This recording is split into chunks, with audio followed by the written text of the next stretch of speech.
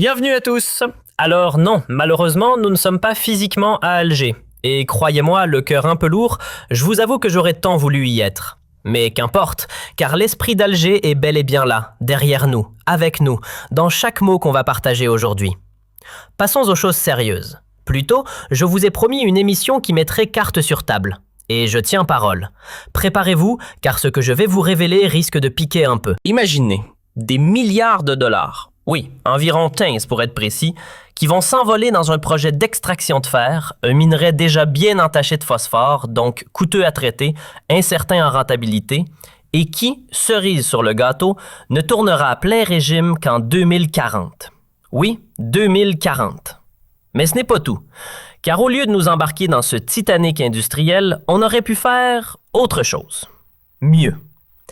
Plus propre, plus rentable et surtout bien plus urgent pour notre cher pays. Et ce mieux, c'est ce qu'on appelle ici la révolution solaire.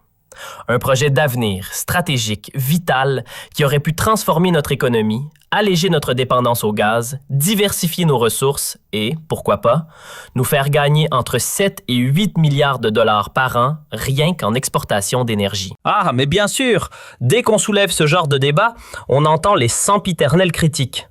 Ah, vous êtes toujours contre tout, jamais satisfait, toujours en train de râler, vous n'avez que la critique à la bouche. Eh bien non, on critique, oui, mais on propose. Et aujourd'hui, on va vous l'y démontrer.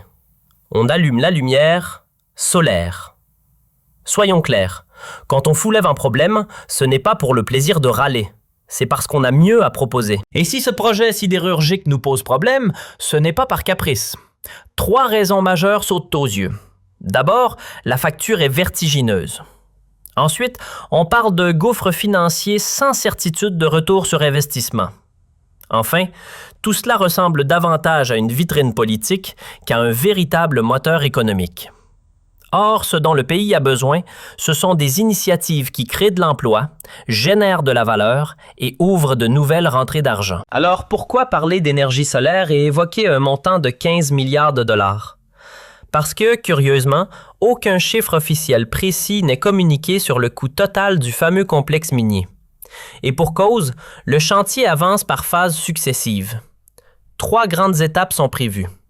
La pleine capacité, celle qui permettrait d'atteindre 50 millions de tonnes de production annuelle, n'arriverait qu'en 2040.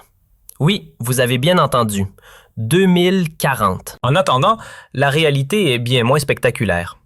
Entre 2026 et 2028, la production resterait limitée à quelques millions de tonnes seulement. Ce n'est qu'autour de 2030 qu'on espère dépasser les 30 millions de tonnes. Autrement dit, pendant de longues années, les dépenses seront bien réelles, mais les performances, elles, avanceront au ralenti. Alors, vous vous demandez pourquoi aucun chiffre clair ne sort des bureaux officiels concernant le coût total de ce gigantesque projet minier? La réponse est simple. L'addition change selon le rythme de production. Plus l'exploitation monte en puissance, plus la facture grimpe. Extraire quelques millions de tonnes par an ne demande évidemment pas le même niveau d'investissement que viser des dizaines de millions. Chaque palier franchi fait exploser les besoins financiers. Et devinez qui paie? Exclusivement l'État. Pas d'investisseurs étrangers à l'horizon pour partager le risque. Oui, des entreprises chinoises sont bien présentes sur les chantiers. Elles posent des rails, montent certaines installations, construisent des unités de transformation du minerai. Leur rôle est technique.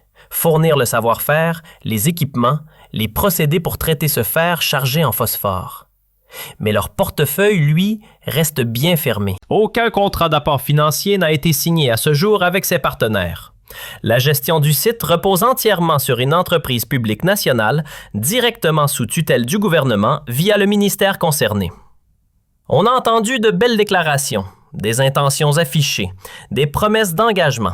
Mais côté virement bancaire, silence radio. Pour l'instant, tout repose sur les fonds publics et uniquement sur eux.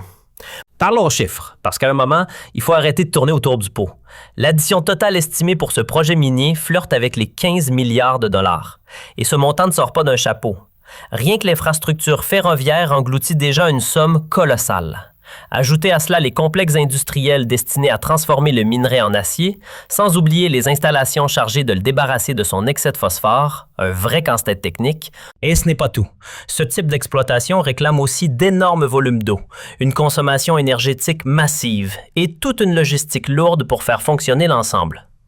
Quand on parle de 15 milliards, on évoque un scénario intermédiaire, une estimation raisonnable des dépenses publiques nécessaires pour mener cette aventure industrielle jusqu'au bout. Ce chiffre regroupe tout. Sites de production, réseau de transport, unités de transformation, mais aussi les structures de soutien moins visibles et pourtant indispensables. Acheminement de l'eau, approvisionnement en gaz, alimentation électrique. Bref, un chantier titanesque dont chaque brique coûte une fortune. Alors, posons franchement la question.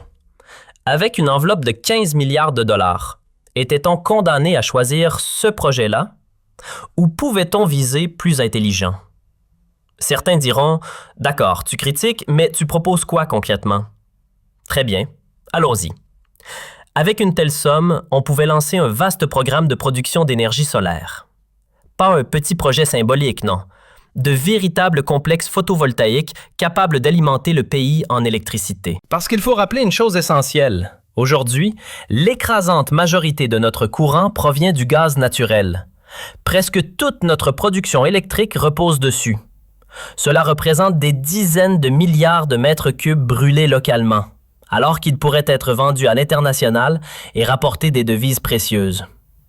Au lieu de transformer ce gaz en électricité via des turbines, on aurait pu laisser le soleil faire le travail. D'après plusieurs estimations, un investissement de 15 milliards permettrait d'installer environ 15 gigawatts de capacité solaire.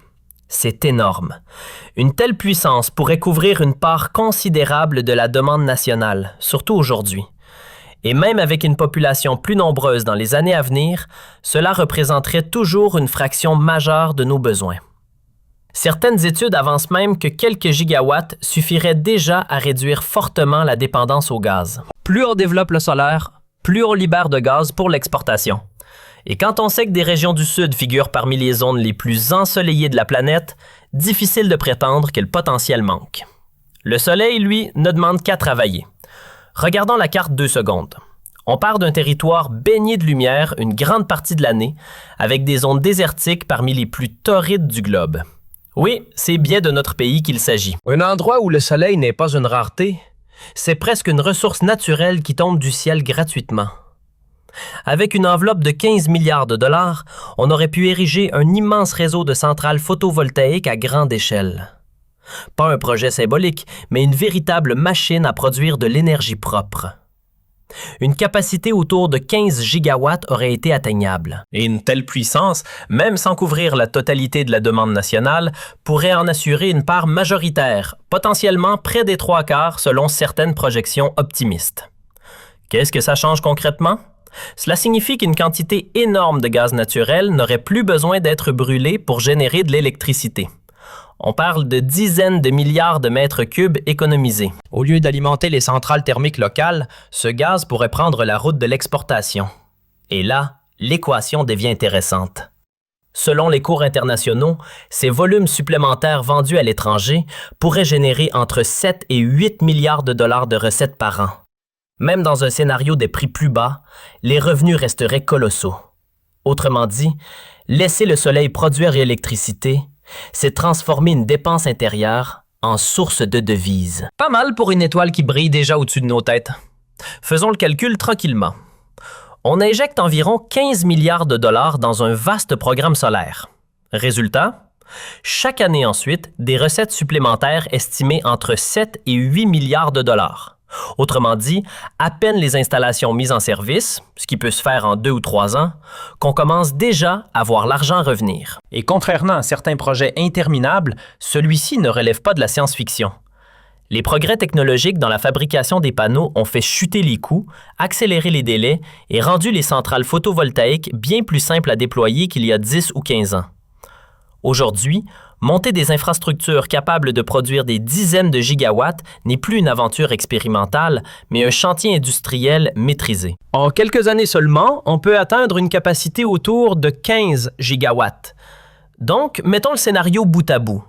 3 ans d'investissement et l'outil est prêt. L'année suivante, même dans une hypothèse prudente, les exportations supplémentaires de gaz libérés pourraient rapporter environ 7 milliards de dollars. Si les prix internationaux sont plus favorables, ce chiffre grimpe encore. Et selon la plupart des projections énergétiques mondiales, la demande en gaz restera solide pendant encore plusieurs décennies.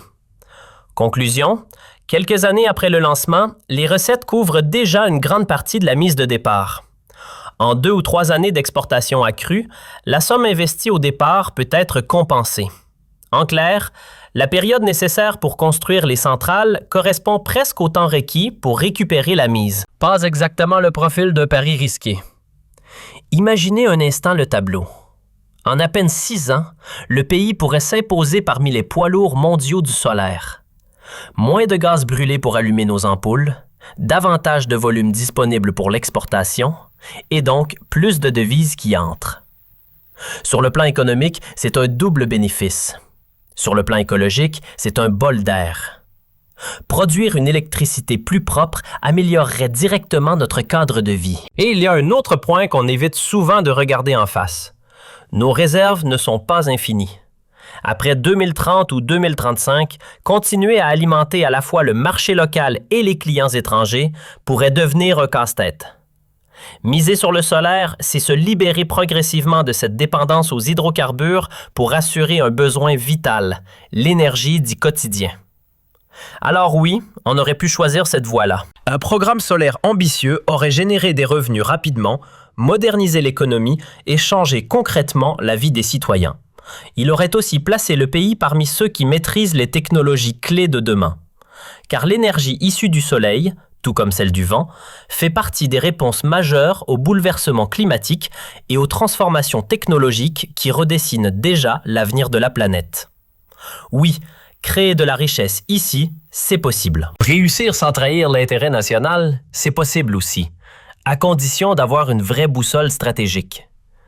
Mais au lieu de regarder loin, on s'apprête à engloutir environ 15 milliards de dollars dans un complexe sidérurgique qui n'atteindrait sa pleine cadence qu'à l'horizon 2040. Et même à cette date, rien ne garantit que l'investissement sera réellement récupéré. Car d'ici là, le paysage industriel mondial aura évolué. Les matériaux de construction se diversifient déjà, avec des alternatives plus écologiques, mieux adaptées aux contraintes climatiques à venir. Miser lourdement sur l'acier comme si rien ne changeait relève presque de la nostalgie industrielle. Résultat probable, une dépense colossale qui risque de ne jamais être compensée. À l'inverse, le virage solaire aurait représenté tout autre chose.